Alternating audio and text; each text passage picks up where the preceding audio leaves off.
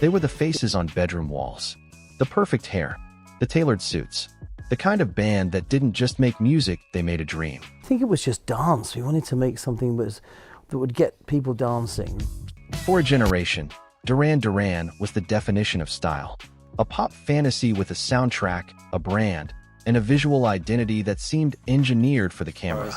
If we hadn't have made a record this year, it would have just been too long. I think we'd have grown too far apart. But what if that image was a carefully constructed illusion? What if behind the glitz and the glamour, there was a different story, one of pressure, addiction, trauma, and survival? This is the story of what happened after the spotlight arrived. A story of a band that rose fast, fell hard, and somehow kept going. Oh, good grief, no. I think the thing is, we've always looked forward, and we've never been afraid to explore music. Duran Duran didn't start as a polished machine. It began like many bands do, with friends and dreams, but it wasn't simple. Very natural, really. It was, well, obviously the three of us felt it was time that we wanted to work with each other again. In late 1970s Birmingham, two childhood friends, Nick Rhodes and John Taylor, wanted to create something that wasn't just music.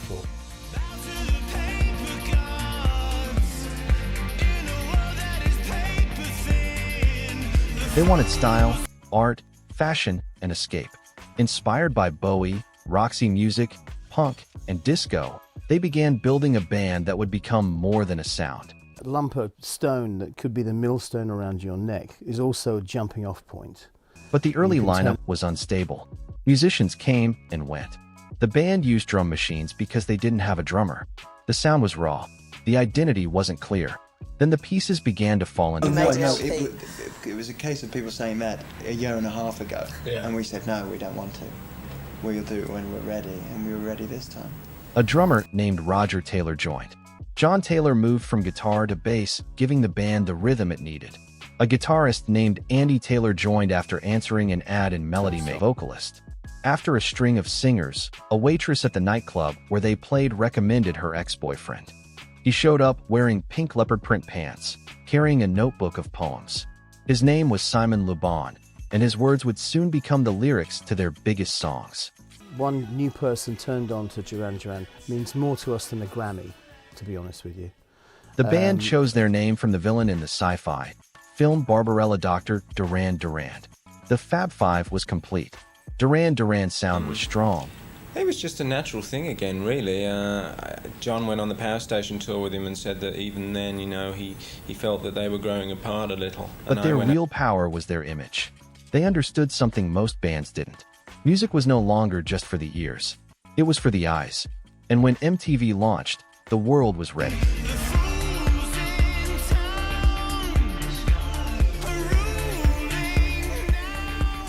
Their first album was released in 1981. Planet Earth and Girls on Film quickly became hits, and the video for Girls on Film was controversial enough to be banned in some places. Instead of hurting them, the controversy became fuel. I'm not frightened of that aspect of our relationship, Nick. The fact that we do disagree over things musically. Their second album brought even bigger ambition. They didn't just make music videos, they made mini-movies. They traveled to exotic locations. They filmed on yachts, in jungles, in luxury. They created a fantasy, and the world bought it. I think it's the acid test that makes the music stronger in the long run. You know, we end up with better songs because of it. Suddenly, Duran Duran wasn't just a band, they were a phenomenon. They were sold-out arenas, screaming fans, magazine covers, and a level of fame that felt unstoppable. But the success came with a cost. The band didn't break quietly. They split into two separate projects. Simon Le Bon, Nick Rhodes. And when you rise that fast, the pressure doesn't just follow, it consumes. For John Taylor, cocaine became a way to cope. At first, it felt like a reward, but it quickly became a prison. In his autobiography, he describes the addiction as a shift from celebration to dependency, a way to keep going when the world demands more. The lifestyle became chaotic. In 1982, John and Roger Taylor were attacked in Munich, beaten by strangers with baseball bats. A reminder that fame didn't protect them, it made them targets. Later, John cut his foot badly on a broken bottle at a party. Doctors said he was lucky not to lose it. It was a symbol of the era, dancing on top of the world while the floor was full of glass. And for some members, the pain began long before fame. Andy Taylor carried a childhood trauma that never healed. His mother left when he was young, leaving a wound he masked with anger and substance use. Fame didn't create his pain, it amplified it.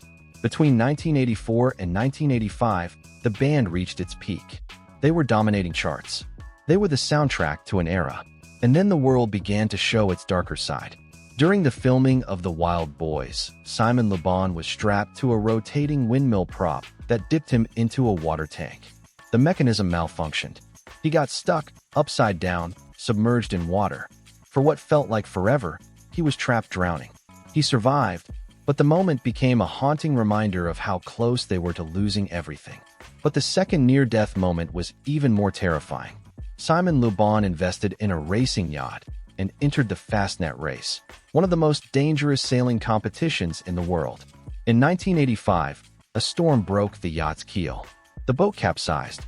Simon and 5 others were trapped under the hull, in freezing water, inside a tiny air pocket. For 40 minutes, they waited for the air running out, the water rising.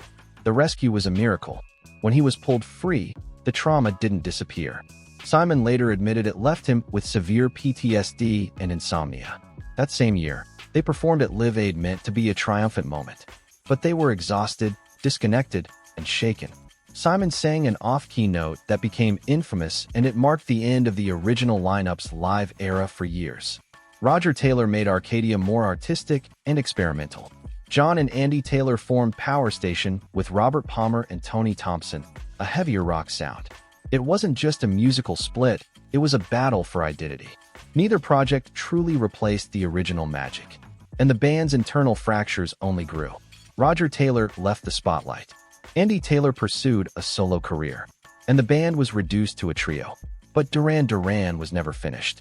In 1993, they returned with new energy and a new lineup. They released the Wedding album, named for the wedding photos on the cover.